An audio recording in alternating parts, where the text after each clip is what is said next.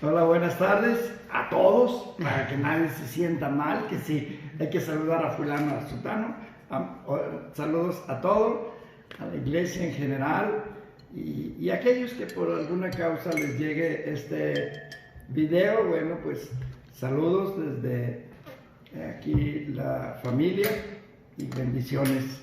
Domingo 3 de mayo. El quinto mes, como dije en la mañana en el saludo a la iglesia, el quinto mes, ya 5 meses de este año, apenas hace escasos días estábamos iniciando el año en las fiestas y ya estamos casi comenzando el quinto mes. Bueno, estoy contento porque hoy, después de 6 meses, pude ponerme zapatos. Mis pies ya comienzan a desinflamarse. Estoy tomando agua, me recomendaron tomar agua y espero que esto me ayude a desinflamarme. Entonces ya hoy por primera vez puedo ponerme mis zapatos. Entonces estoy contento porque cada vez veo más mejoras en mi vida. Bueno, vamos a abrir nuestras Biblias en el libro de Romanos. Romanos es un tremendo libro, un libro, los que estudiamos la Biblia decimos que es un libro lleno de carne. No es para principiantes, es un libro que tiene mucha doctrina y por eso es que pues se usa tanto para llevar a cabo mensajes. Romanos 6, versículo 14 y 15. Y dice ahí la palabra del Señor: porque el pecado no se enseñoreará de vosotros. Y luego dice las frases que quiero ver: pues no estáis bajo la ley, sino bajo la gracia. ¿Qué pues? ¿Pecaremos porque no estamos bajo la ley, sino bajo la gracia? ¿Y qué dice Pablo? En ninguna manera. Padre, gracias te damos por este tiempo que nos concedes, tiempo que aprovechamos para estudiar tu palabra y comentarla y pues ser de bendición a otros a quienes tú quieres llevar este mensaje. Señor, cuídanos y guárdanos en tu mano y nuestro Dios y Padre nos proteja de todo, el Espíritu Santo nos ilumine y la gracia de Cristo nos llene en todo tiempo, en el nombre de Jesús. Amén. Bueno, pues Pablo pues nos dice primero que ya no estamos bajo la ley, es decir, bajo las consecuencias de la ley. ¿Cuáles son las consecuencias de la ley? Muerte. Dice la palabra de Dios que allá en el capítulo 6, versículo 23, porque la paga del pecado es muerte, mas la dádiva de Dios es vida eterna en Cristo Jesús. El pecado trae consecuencias, siempre, cualquier pecado trae consecuencias, en este mundo y en el eterno. En este mundo, por ejemplo, alguien que toma alcohol, pues si sigue haciéndolo, algún día va a traer consecuencias y esas consecuencias van a ser sus problemas de hígado.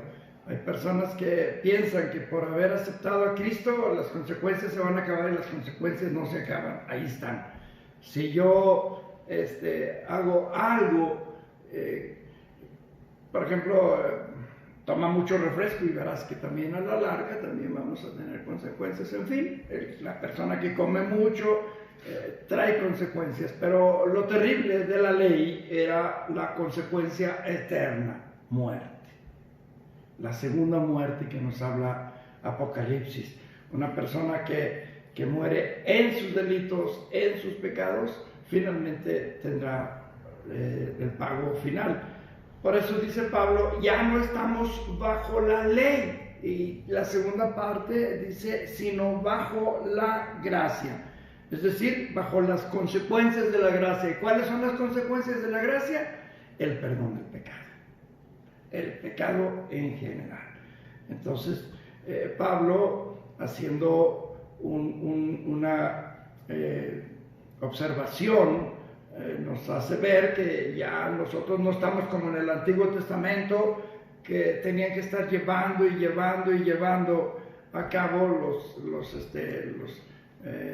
sacrificios.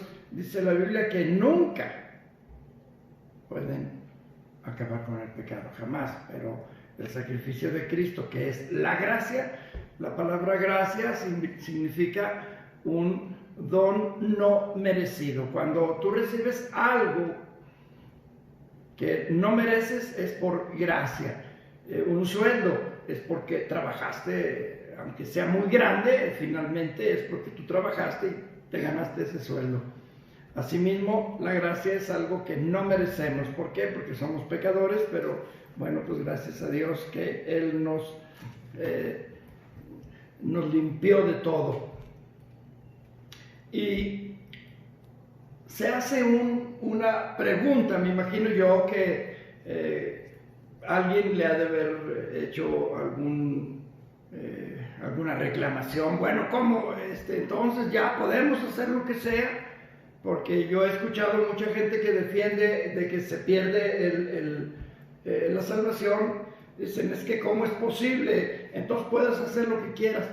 Bueno, realmente podemos hacer lo que quieras, pero trae consecuencias. Vete con otra mujer y verás cómo se va a poner tu esposa, cómo se van a poner tus hijos, cómo vas a terminar. Entonces, todo el pecado tiene consecuencias.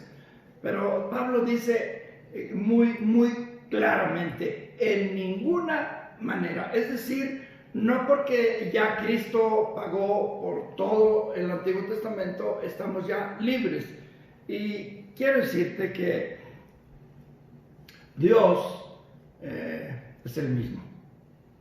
Dice que Él es el mismo ayer, hoy y siempre. Y esta mañana quiero ver y hablar acerca de un pecado en especial. Y hay mucha gente que no lo conoce, por eso es que esta enseñanza la doy, no sé, cada 2, 3 años, hace no sé cuánto tiempo que no doy esta enseñanza, pero quise hacerlo hoy. Tengo varios domingos, varias semanas estudiando y pensando y creo que pues cualquier domingo es igual, pero hoy quise hacerlo. Ya desde el principio de semana pasada tomé la decisión y quiero hablar sobre un pecado en especial que casi nadie ni lo entiende ni lo toma como tal. Vamos a Malaquías. Malaquías es el último libro del Antiguo Testamento.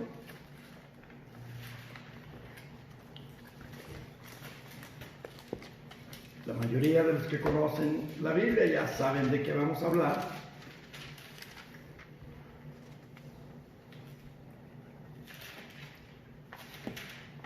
Capítulo 3, Malaquías capítulo 3, versículo 6. Malaquías es de Mateo, inmediatamente después. Bueno, antes, estamos hablando, yo estoy viéndolo como si caminara para atrás. Inmediatamente, ahí está Malaquías capítulo 3 y el versículo 6. Dice Malaquías, por dirección de Dios, dice, porque yo Jehová no cambio. Esas frases son muy importantes. Dice, yo no cambio, yo soy el mismo ayer, hoy y siempre. Es decir, hoy tenemos el mismo Jehová que hace 2000, 3000, 4000 años. Dice, porque yo Jehová no cambio. Por esto, hijos de Jacob, no habéis sido consumidos. ¿Por qué no fueron consumidos? Porque es misericordioso. Dios sigue siendo misericordioso, Dios sigue teniendo paciencia y le dice a su pueblo, nada más que no abusen.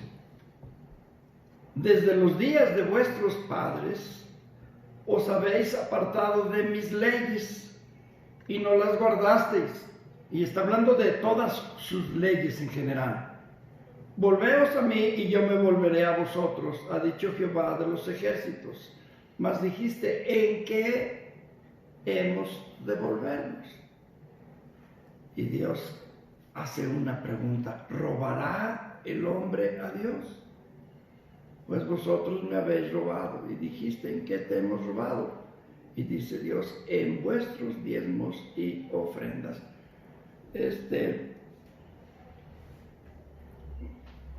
Hay pecados que son por desconocimiento. Hay veces que, ay caray, esto es malo delante de Dios. Yo me acuerdo cuando recién que comencé a leer la Biblia, veía cosas y decía, ay, también esto, y también esto, y también esto. Y la Biblia habla de pecados que son a veces sin conocimiento o por descuido. Y Dios ve que en ese momento su pueblo está, pues como que una de las principales, porque ya habían regresado de Babilonia, ya habían regresado de haber sido dispersados, y su pueblo ahora ellos tenían algo muy especial. No estaban haciendo las ofrendas, no estaban haciendo los diezmos, y conozco muchas iglesias, no solamente sectas como los Testigos de Jehová y algunos otros, que piensan que los diezmos eran del Antiguo Testamento. La gente piensa y dice, es que eso era del Antiguo Testamento. Y es muy fácil y muy cómodo a ponerlo así. Pero las leyes del Antiguo Testamento siguen vigentes hoy. Por ejemplo, dice la ley del Antiguo Testamento, no veáis la desnudez de tu padre, ni de tu madre, ni de tu hija, y todo eso sigue hoy vigente. No robarás, sigue hoy vigente. No matarás, sigue hoy vigente. Y así podemos ver muchísimas de las leyes que en el Antiguo Testamento siguen hoy vigentes. ¿Por qué? Dice Jehová, porque yo no cambio. Él sigue siendo el mismo. Él sigue todavía viviendo bajo los mismos principios. Y entonces él dice que Él no cambia. Hebreos capítulo 13. Hebreos capítulo 13. Hebreos está un poquitito antes de llegar a Apocalipsis. El libro de Hebreos es un libro que habla acerca de... Es como el Levítico del Antiguo Testamento. Hebreos es el Levítico, es decir, ahí habla y compara lo que era el Antiguo Testamento con el Nuevo Testamento. Capítulo 13 y el versículo 8. Dice ahí, Jesucristo es el mismo ayer y hoy y por los siglos. Jesucristo sigue siendo el mismo que era hace 4,000 años, es lo mismo que fue hace 6,000 años, es el mismo que hace 1,000,000 de años, porque pues Él es eterno, y dice ahí que es el mismo que es hoy, y es el mismo que va a ser más adelante. O sea, él dice que es el mismo, y la cita es Hebreos 13:8, es lo que estamos viendo. Estamos analizando que Jehová del Antiguo Testamento dice, yo no cambio. Jesucristo del Nuevo Testamento dice, yo no cambio, soy el mismo, soy el mismo, soy el mismo.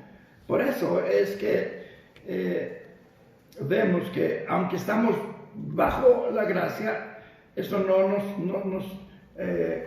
nos quita. Por ejemplo, ya no estamos en cuestión de la ley, ya no estamos bajo los rudimentos de los sacrificios, porque ya Cristo pagó todo. En ese sentido es que ya no estamos bajo la ley, ya no tenemos que ir ante un sacerdote y pedirle perdón, o pide perdón a Dios por mí, ofrece este sacrificio. Ya no, ahorita ya Cristo, Él deshizo completamente todo lo que tenía que hacer, Y esa es el área en la que nosotros vemos que ya no estamos bajo la ley, ya ahora ya Cristo nos liberó. Y como les decía, hay pensamientos, por ejemplo, la Iglesia Católica, una vez al año le pide a su congregación que lleve sus diezmos, y para ellos el diezmo es un día de trabajo.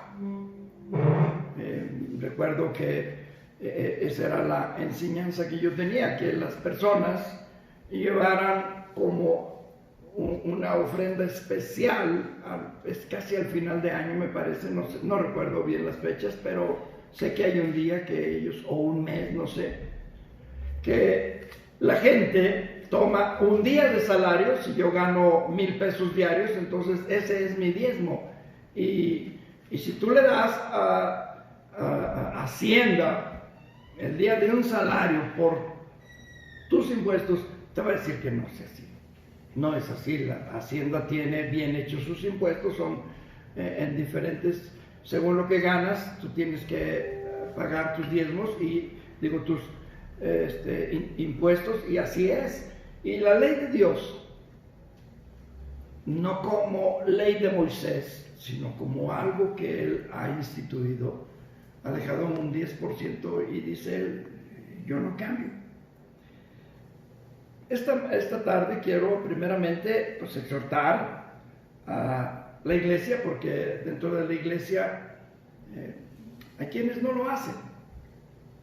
Es que ya no estoy bajo la ley. No, ya no estás bajo la ley. Pero eso no te hace que no estés obligado. Y no es algo que si se me antoja o no se me antoja, es una obligación. Dice Dios, vosotros me habéis robado. Le dice a su pueblo, es que eso era el Antiguo Testamento. Jehová no cambia. Jehová sigue siendo el mismo. Por eso quiero enseñarlos. Nosotros como pareja, mi esposa y yo, tenemos muchos años diezmando y llevando nuestros diezmos y ofrendas desde hace 30 y tantos años. Yo lo entendí en la Biblia, y aún, porque nosotros conocimos la Biblia en la Iglesia Católica, y aún siendo católicos, nosotros llevábamos el diezmo. Y recuerdo que mi suegra nos decía, ¿cómo es que van a dar tanto? Bueno, es que es el diezmo. Y estamos acostumbrados a meter la mano, agarrar un billete o una moneda y tirarla al canasto. Y Dios no vive de limosnas, Dios vive de esto. Y primeramente, lo que quiero hacerles ver es que el diezmo es exactamente lo que dice, 10%. Si tú ganas 1,000 pesos, 10,000 pesos, 100,000 pesos,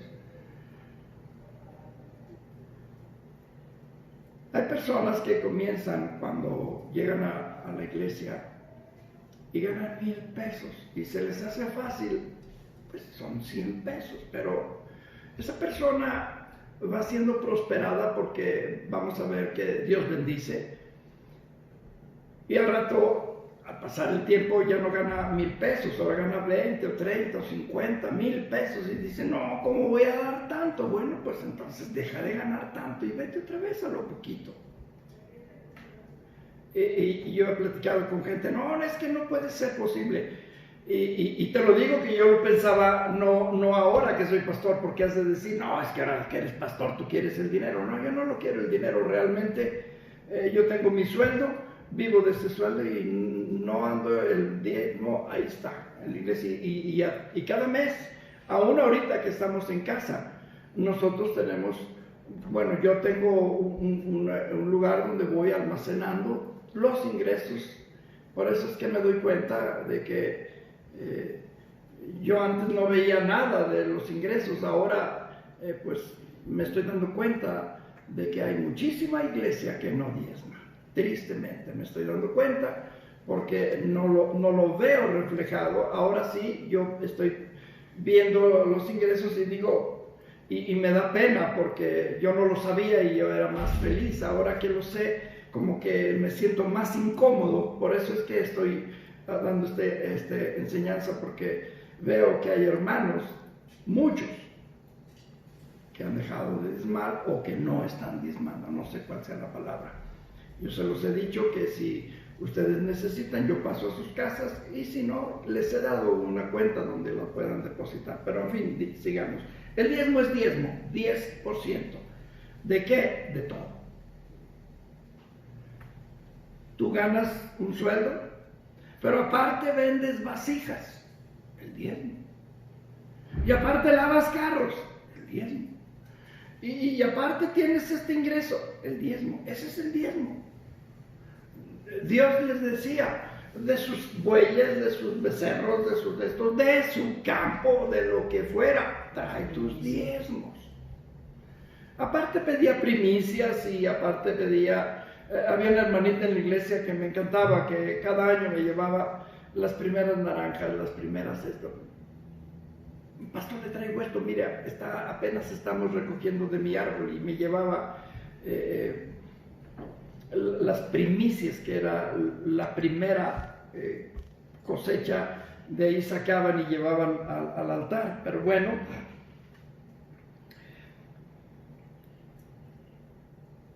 es que es la ley. Quiero demostrarte bíblicamente que el diezmo no es parte de la ley. Vamos al libro de Génesis,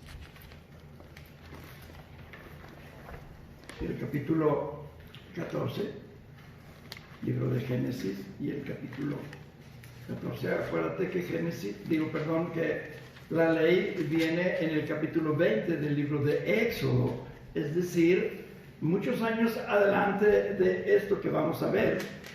Capítulo 14. Yo sé que a muchos les está dando vueltas el estómago y a lo mejor ni van a seguir viendo el video, pero eso no les quita que siguen robando a Jehová.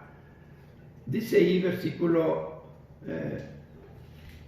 17, vamos a ver desde el versículo 17, 14, 17. Cuando volvía de la derrota de Kedorlaomer y de los reyes que con él estaban, salió el rey de Sodoma a recibirlo al valle de Sabe, que es el valle del rey.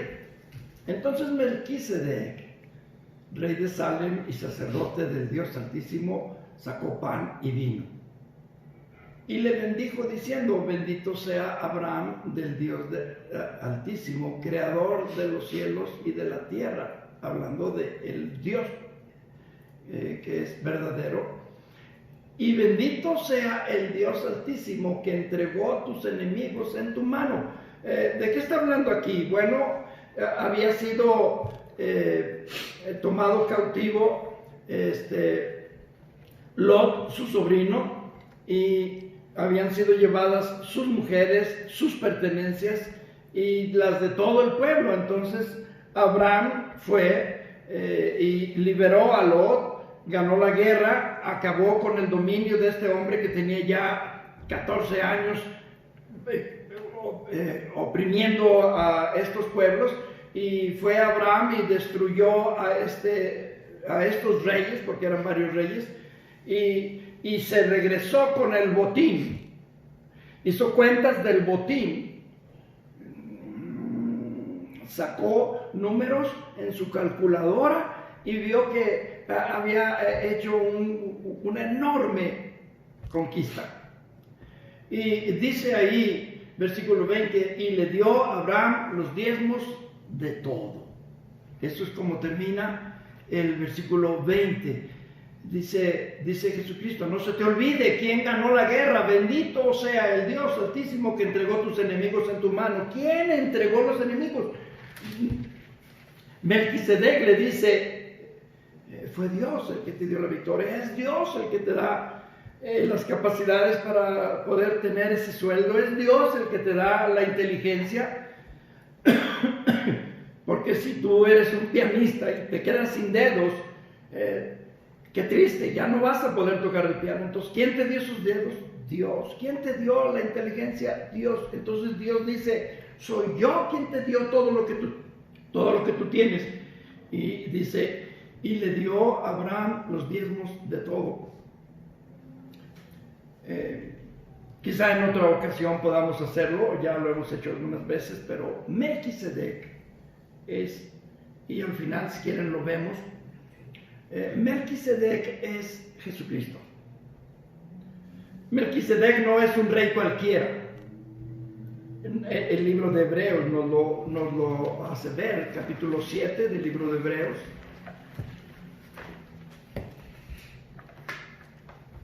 Nuevamente, poquito antes de llegar a Apocalipsis, libro de Hebreos, capítulo 7, y el versículo 1.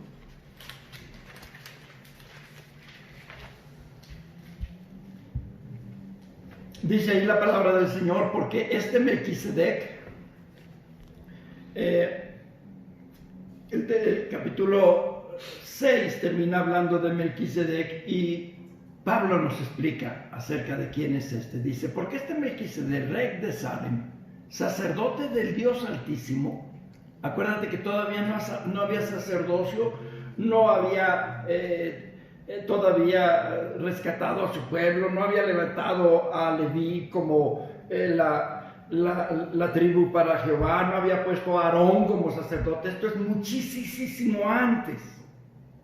Este es al inicio del pueblo de Israel. Y dice que él era sacerdote del Dios Altísimo. Dice que salió a recibir a Abraham, que volvía de la derrota de los reyes, y le bendijo. Y luego nos dice, a quien a sí mismo, es decir, a Melquisedec, dio a Abraham los diezmos de todo, cuyo nombre significa primeramente rey de justicia, también rey de Salem, esto es rey de paz. Y luego nos dice las características de este rey. Es un rey que no tiene padre, no tiene madre, no tiene genealogía, es decir, no tiene hijos ni descendencia, que ni tiene principio de días, es decir, no podemos decir su cumpleaños es tal día, ni fin de vida, porque aunque como hombre murió y como hombre nació, él vive eternamente, dice, sino hecho semejante al Hijo de Dios. Entonces, el escritor del libro de Hebreos nos dice que es Jesucristo. Y si Jesucristo en el Antiguo Testamento recibió los diezmos de Abraham, el mismo Jesucristo, que no cambia, sigue recibiendo los diezmos de todo. ¿Cómo lo hace? A través de su iglesia. Porque él, ¿para qué quiere dinero en el cielo? Él es el dueño de todo. Entonces todo tiene que ver con este mundo. Número 3. El diezmo trae bendiciones. Primeramente dijimos que el diezmo es la 10ª parte. El diezmo no es la ley, el diezmo es antes de la ley. El diezmo trae bendiciones. Malaquías 3, nuevamente ahí poquito antes de Mateo. Malaquías capítulo 3. En el Antiguo Testamento es el último de los libros.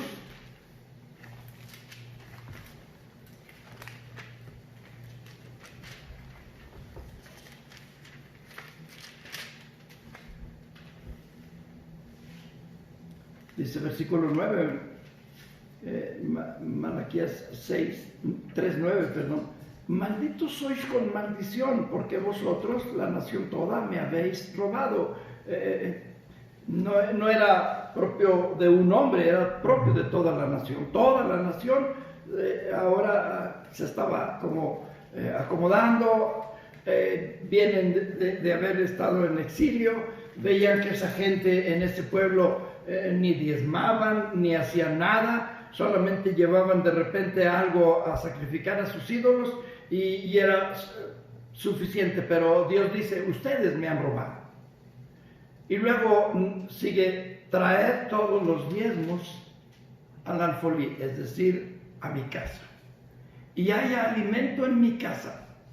Y probarme ahora, dice probarme. Eso es algo que a mí me impactó en aquel tiempo, cuando yo comencé a diezmar, probarme. Jamás en otro lado de la Biblia va a decir que lo probemos. En ninguna parte de la Biblia, solamente en esto de los diezmos, dice Dios, pruébame. Y esa prueba sigue siendo el día de hoy. Jesucristo, cuando vio a aquella viuda que había dado sus dos, dice, monedas, él la halagó. Y en otra ocasión, él les dijo, ustedes son capaces de diezmar hasta las cosas más pequeñas. Y él dice, esto es bueno, sin dejar de ser aquello. O sea, hay que seguir diezmando, hay que portarse bien. Habría que ver, pero no tengo el tiempo como para ver tantas cosas. Pero lo que sí quiero decirte es esto. Dice, probadme ahora en esto. Dice Jehová de los ejércitos. Y luego dice, si no, os abriré las ventanas de los cielos y derramaré sobre vosotros bendición hasta que sobreabunde. La bendición no solamente está medida en dinero. La bendición está medida en familiares salvos. Familiares que aceptan a Cristo. Yo me gozo cuando se ve a alguien, algún familiar, algún amigo, que ya se hizo cristiano, que ya lee la Biblia, que ya está estudiando en tal parte, que ya se está acercando. Para mí eso es bendición. Y todo por dar un diezmo vale la pena. El saber que amigos y familiares, una vez que lleguemos al cielo, cuánta gente a través de esos diezmos que nosotros dimos van a ir al cielo. Las bendiciones no siempre son económicas, porque podrá decir una persona que gana 100, 200 mil pesos al mes, y yo, ¿para qué quiero más dinero? Y tienes toda la razón. Pero a lo mejor tienes un hijo, tienes una hija, tienes un hermano, tienes una hermana, tienes a alguien que necesita la bendición de Dios. Abre las ventanas. ¿Y cómo abrimos las ventanas?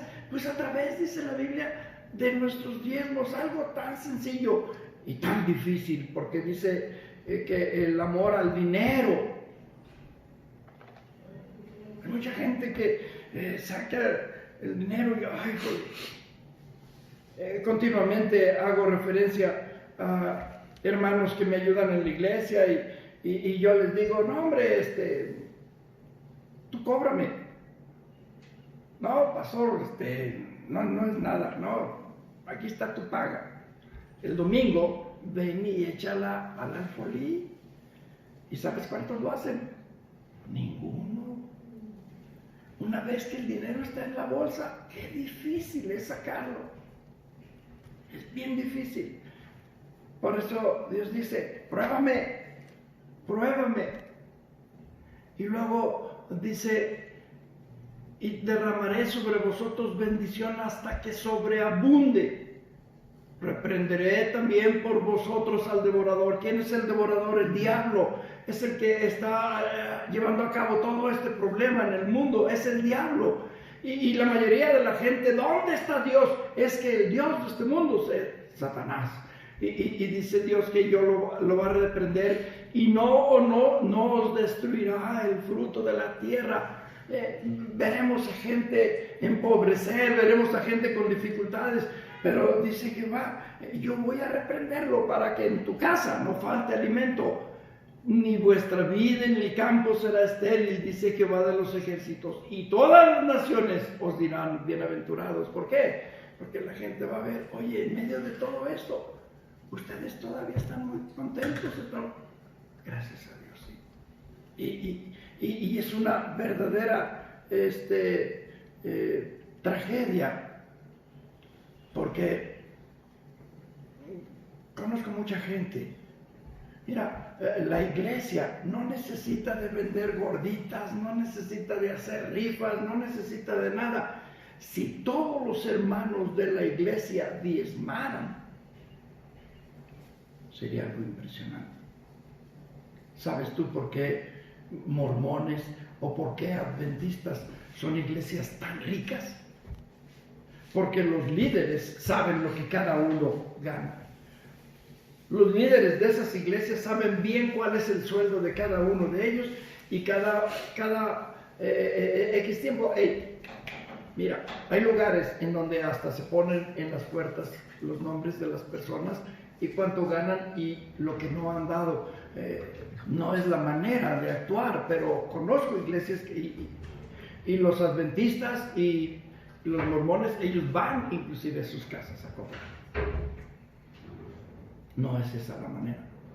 Dios solamente quiere conquistar tu corazón y ver si amas más tu dinero que a Jehová. El diezmo trae bendición. El diezmo es para todos, es para mí, para ti, para cada uno. Aún a los levitas, a los sacerdotes, les pedía, vayan y diezmen. O sea, el diezmo es en general para todos. Y yo espero que esto nos ayude y haga recapacitar a aquellos que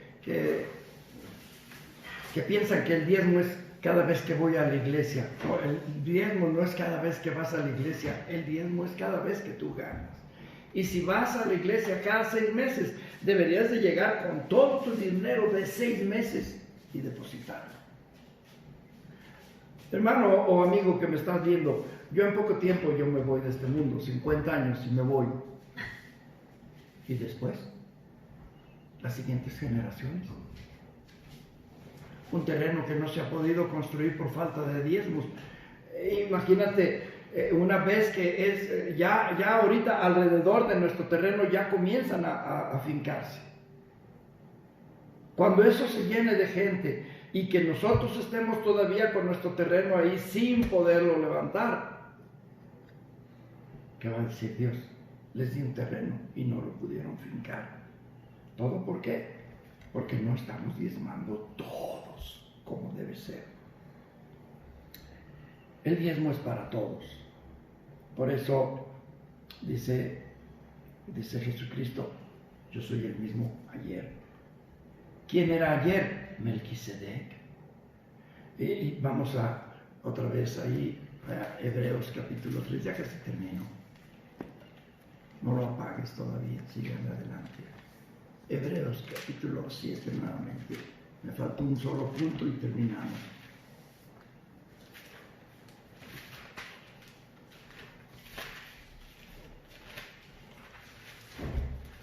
Dice, versículo 6, hablando acerca de Abraham, versículo 5, vamos a leerlo. Dice, ciertamente los que de entre los hijos de Leví reciben el sacerdocio, es decir, solamente los de Aarón, tienen mandamiento de tomar del pueblo los diezmos según la ley, es decir, de sus hermanos, aunque estos también hayan salido de los lomos de Abraham. O sea, somos hijos de Abraham, sí, pues va y diezma, dice. Dice, pero aquel cuya genealogía no es contada de entre ellos, es decir, Jesucristo, tomó de Abraham los diezmos y bendijo al que tenía las promesas. Qué hermoso es que cada fin de mes viniera Jesucristo. Cada fin de mes llegara Jesucristo ahí. A ver, hermanos, pues sus diezmos, porque es lo que hizo. Melquisedec, si tú lo analizas bien, Melquisedec es el único que no tiene genealogía, ni tiene principio de días, ni tiene papá, ni tiene mamá. Entonces Melquisedec, y dice que Jesucristo es de esa genealogía. Entonces Jesucristo, que no tiene padre, no tiene madre, Él es el sacerdote Melquisedec. Entonces, si Melquisedec recibió los diezmos de Abraham, qué hermoso que llegó Melquisedec y inmediatamente Abraham le dijo, a ver, recójanme todo esto. Después de haber hecho cálculos, todo esto le pertenece a él y se lo dio a Cristo. ¿Para qué quería Melquisedec todo aquello? Era un símbolo para nosotros. Me gustaría que Cristo llegara cada fin de mes y recibiera los diezmos. No, hombre, serían así, en abundancia, porque, a ver, tú ganaste más. Se lo diría a su conciencia directamente. Hoy estoy hablándole a tu conciencia. Y finalmente, como conclusión, 1 Corintios, para aquellos que siguen de necios en que es el Antiguo Testamento. Primera de Corintios, capítulo 9.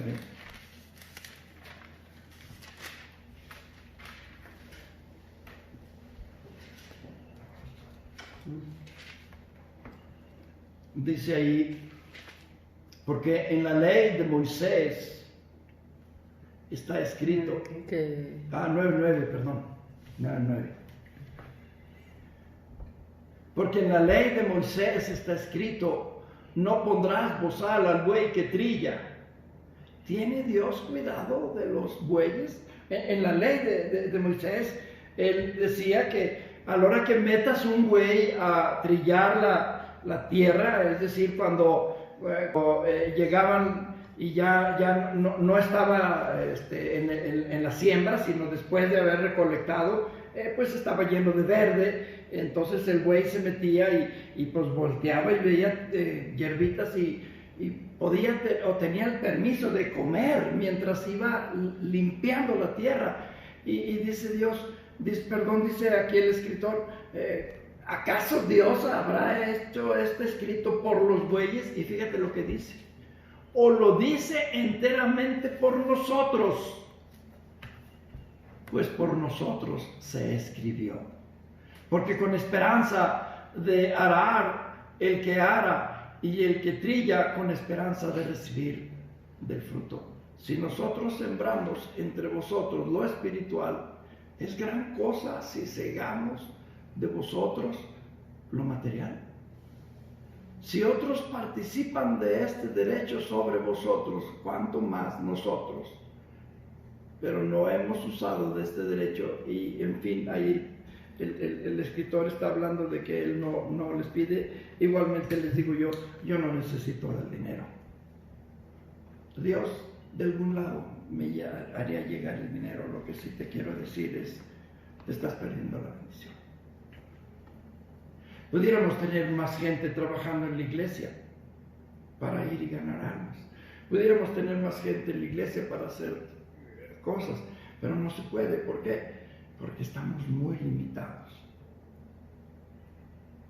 ¿Tendrá Dios cuidado de los bueyes? Dice el escritor. No lo dice más bien para nosotros, y está en el Nuevo Testamento, dice, trae tus diezmos y sé de bendición. Padre, gracias te damos. Gracias por este tiempo. Bendice nuestra vida. Bendice nuestro estudio de esta tarde y que pues aquellos que están en contra, redargúyelos. Los que no conocían y no sabían, enséñales a través de estos mensajes. Y bendícenos a toda la iglesia. Gracias por cada hermano, cada jovencito, cada niño de la iglesia. Bendícenos a todos en el nombre de Jesús.